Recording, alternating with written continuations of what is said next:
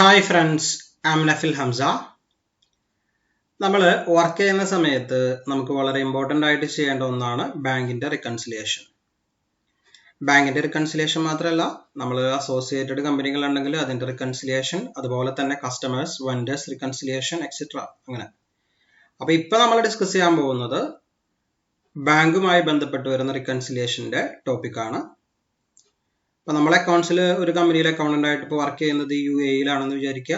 അപ്പോൾ നമ്മുടെ കമ്പനിക്ക് ചിലപ്പോൾ ബാങ്കിൽ ബാങ്ക് ഓവർ ഡ്രാഫ്റ്റ് അക്കൗണ്ട് ഉണ്ടാവും, ക്രെഡിറ്റ് കാർഡ് അക്കൗണ്ട് ഉണ്ടാവും, അതുപോലെ LC അക്കൗണ്ട് ഉണ്ടാവും, ബിൽ ഡിസ്കൗണ്ടിങ്, ചെക്ക് ഡിസ്കൗണ്ടിങ്, ഇതിൻ്റെ ഒക്കെ ഡിഫറെൻറ്റ് അക്കൗണ്ട് നമ്പറാണ് അല്ലേ. അപ്പോൾ ഇതിൻ്റെ ഒക്കെ റിക്കൺസിലിയേഷൻ നമ്മൾ എന്ത് ചെയ്യണം. അതുപോലെ നമ്മളിപ്പോൾ UAE-യിൽ വർക്ക് ചെയ്യുമ്പോൾ നമുക്ക് ബാങ്കിൽ ഓൾറെഡി കറണ്ട് അക്കൗണ്ട് ഉണ്ടാവും. ആ കറണ്ട് അക്കൗണ്ട് AED കറൻസിയിലായിരിക്കും അല്ലേ കമ്പനിയുടെ. അത് കൂടാതെ ഡിഫറെൻറ്റ് കറൻസിയിലും എന്ത് ചെയ്യാം അക്കൗണ്ട് ഉണ്ടാവാം. USD, GBP, യൂറോ, ഇങ്ങനെ ഡിഫറെൻറ്റ് കറൻസിയിലും നമ്മുടെ ബാങ്കിൽ എന്തുണ്ടാവും അക്കൗണ്ടുകൾ ഉണ്ടാവും. അപ്പോൾ എല്ലാ അക്കൗണ്ടിൻ്റെയും റിക്കൺസിലിയേഷൻ ആര് ചെയ്യേണ്ടി വരും? നമ്മൾ അക്കൗണ്ടന്റ് ചെയ്യേണ്ടതായിട്ട് വരും. അപ്പോൾ ഇവിടെ ഇപ്പം ഞാനൊരു എക്സാമ്പിളിന് നമ്മൾ വർക്ക് ചെയ്യുന്ന കമ്പനിയുടെ പേര് ഇവിടെ തന്നിട്ടുണ്ട്. ABC എന്ന് പറയുന്ന കമ്പനിയാണ്. അപ്പോൾ നമ്മൾ വർക്ക് ചെയ്യുന്നത് ഇന്ത്യയിലാണെന്ന് വിചാരിക്കുക. നമ്മളുടെ കമ്പനിയുടെ ബാങ്കിൽ നിന്ന് എടുത്തിട്ടുള്ള സ്റ്റേറ്റ്മെന്റ് ആണ് ഈ തന്നിട്ടുള്ളത്. ഒറിജിനൽ ബാങ്കിൽ നിന്ന് എടുത്തിട്ടുള്ള ബാങ്കിന്റെ സ്റ്റേറ്റ്മെന്റ് ആണ് തന്നിട്ടുള്ളത്.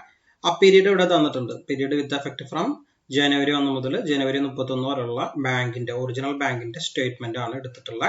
അപ്പോൾ ഇതിൽ ട്രാൻസാക്ഷന്റെ ഡേറ്റ് ഇവിടെ തന്നിട്ടുണ്ട്. ഓരോ ട്രാൻസാക്ഷന്റെയും ഡിസ്ക്രിപ്ഷൻ ഇവിടെ കറക്റ്റ് ആയിട്ട് തന്നിട്ടുണ്ട്. ഓക്കെ, നിങ്ങൾക്ക് ഇത് സ്ക്രീൻഷോട്ട് ചെയ്തെടുക്കാം. ഓക്കെ, അപ്പോൾ ഇതിൽ ഓരോന്നിന്റെയും ഡീറ്റെയിൽസ് കറക്റ്റ് ആയിട്ട് ഓരോ ട്രാൻസാക്ഷനിൽ തന്നിട്ടുണ്ട്. അപ്പോൾ ഇവിടെ ബാങ്കിന്റെ ഡെബിറ്റ് സൈഡും തന്നിട്ടുണ്ട്, അതുപോലെ ബാങ്ക് സ്റ്റേറ്റ്മെന്റിന്റെ ക്രെഡിറ്റ് സൈഡും തന്നിട്ടുണ്ട്. നമുക്ക് കിട്ടിയിട്ടുള്ള പേയ്മെന്റുകൾ കാര്യങ്ങളൊക്കെ ഇവിടെയും നമ്മളെ കട്ടായിട്ടുള്ള ഭാഗങ്ങളൊക്കെ ഇവിടെയും തന്നിട്ടുണ്ട്. ഓക്കെ, അതേപോലെ തന്നെ നമ്മുടെ കമ്പനിയുടെ സോഫ്റ്റ്വെയറിൽ നിന്നും നമ്മൾ എടുത്തിട്ടുള്ള ബാങ്കിന്റെ സ്റ്റേറ്റ്മെന്റ്, സോഫ്റ്റ്വെയറിൽ നിന്ന് നമ്മുടെ കമ്പനിയുടെ സോഫ്റ്റ്വെയറിൽ നിന്നും നമ്മൾ എടുത്തിട്ടുള്ള ബാങ്കിന്റെ സ്റ്റേറ്റ്മെന്റ് ആണ് ഈ തന്നിട്ടുള്ളത്. ഓക്കെ, അപ്പൊ അതിലും ഇവിടെ നോക്കിക്കഴിഞ്ഞാൽ നമുക്ക് കാണാം ട്രാൻസാക്ഷൻ ഡേറ്റ് തന്നിട്ടുണ്ട്, കണ്ടോ. അതുപോലെ തന്നെ കറക്റ്റ് ഡിസ്ക്രിപ്ഷൻ തന്നിട്ടുണ്ട്, എമൗണ്ട് തന്നിട്ടുണ്ട്, അതേപോലെ തന്നെ ഇവിടെയും തന്നിട്ടുണ്ട്. ഓക്കെ, രണ്ട് സൈഡും കറക്റ്റ് ആയിട്ട് ലെഡ്ജർ സ്റ്റേറ്റ്മെന്റ് ആണ് തന്നിട്ടുള്ളത്. ക്ലോസിംഗ് ബാലൻസ് എത്രയാണ്? 4,07,000 ആണ്. ഇവിടെ നോക്കുമ്പോൾ നമ്മുടെ ബാങ്കിന്റെ ക്ലോസിംഗ് ബാലൻസ് കാണിക്കുന്നത് 3,48,400. അപ്പൊ തന്നെ അറിയാം ഡിഫറൻസ് ഉണ്ട് അല്ലെ, ബാങ്കിന്റെ ബാലൻസുകൾ തമ്മിൽ ഡിഫറൻസ് ഉണ്ട്. അപ്പോൾ നിങ്ങൾ എന്ത് ചെയ്യണം, ഇതൊന്ന് റിക്കൺസിലിയേഷൻ ചെയ്യണം.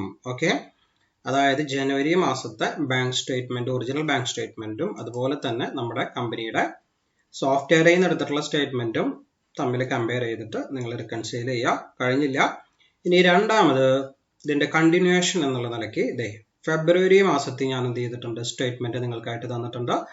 അതിൽ ജനുവരിയുടെ ക്ലോസിംഗ് ആണ് ഫെബ്രുവരിയുടെ ഓപ്പണിംഗ് ആയിട്ട് ഇട്ടിട്ടുള്ള. പിന്നെ ഫെബ്രുവരി മാസം ആ ട്രാൻസാക്ഷൻ ഒക്കെ ഇവിടെ തന്നിട്ടുണ്ട്.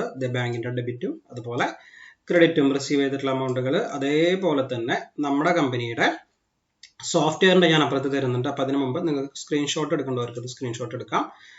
അതിനുശേഷം ഞാൻ എന്ത് ചെയ്തു, നമ്മളുടെ കമ്പനിയുടെ ഫെബ്രുവരി മാസത്തെ നമ്മുടെ സോഫ്റ്റ്വെയറിൽ നിന്ന് എടുത്തിട്ടുള്ള സ്റ്റേറ്റ്മെന്റും എന്ത് ചെയ്തിട്ടുണ്ട്, ഇവിടെ തന്നിട്ടുണ്ട്. ഓക്കെ, അപ്പോൾ നിങ്ങൾക്ക് സ്ക്രീൻഷോട്ട് എടുക്കാം. ഓക്കെ, അതിനുശേഷം നിങ്ങൾ എന്ത് ചെയ്യുക, ഇതൊന്ന് റിക്കൺസിലിയേഷൻ ചെയ്ത് നോക്കാം. അപ്പോൾ ഫെബ്രുവരി മാസം നമ്മൾ നോക്കുമ്പോൾ നമ്മുടെ സോഫ്റ്റ്വെയറിൽ ബാലൻസ് 5,00,000 കണ്ടോ 7,100 ആണ്. നമുക്ക് ഒറിജിനൽ ബാങ്ക് സ്റ്റേറ്റ്മെന്റിൽ നോക്കുമ്പോൾ ബാലൻസ് കാണിക്കുന്നത് എത്രയാണ്, 5,25,400. ഡിഫറൻസ് ഉണ്ട് അല്ലേ. അപ്പൊ നമ്മൾ എന്ത് ചെയ്യണം, ഇത് റിക്കൺസിലിയേഷൻ ചെയ്യണം. റിക്കൺസിലിയേഷൻ എന്ന് പറയുന്നത് ഞാൻ പറഞ്ഞല്ലോ വളരെ ഇമ്പോർട്ടൻ്റ് ആയിട്ടുള്ള നമ്മളുടെ ഒരു ജോലിയാണ്.